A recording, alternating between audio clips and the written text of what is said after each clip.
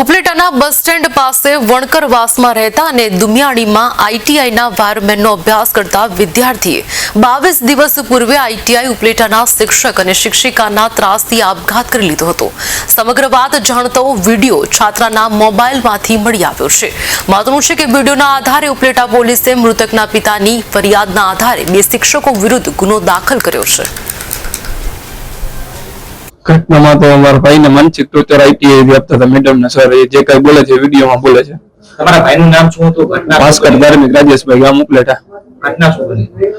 ઘટનામાં એથી આઈટીઆઈ જેને માનસિક ટોર્ચર ને બધું દેતા હશે, વારંવાર સહન કરતો હશે. મારા મમ્મીને એને પણ વાત કરતા હોય, પણ મારી મમ્મીએ ઘણી વખત એને સમજાવ્યું હતું ભાઈ તું અત્યારે ભણવામાં ધ્યાન દે, આમાં ક્યાંય ધ્યાન દેમાં. એ તો ભાઈને જ ખબર હતી અને આઈટીઆઈ જતો હતો 7 થી 8 મહિના ત્યાં જતો હતો. તમારી માંગ શું છે? ન્યાય મળવો જોઈએ જે કઈ વિડીયોમાં બોલે છે એ પ્રમાણે.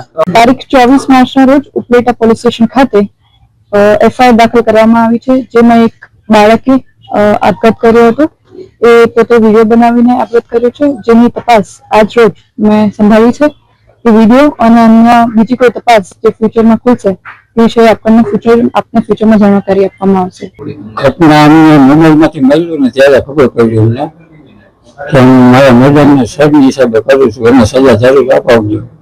કારણ શું આવું તે યુકે આત્મહત્યા કરી ગઈ? એના મેડમનું સબની હિસાબે, બાકી ઘરનું કોઈ જાતનું કઈ અમને કોઈ બોલે છે આમાં કે મારા મેડમનું સબની હિસાબે કરું છું.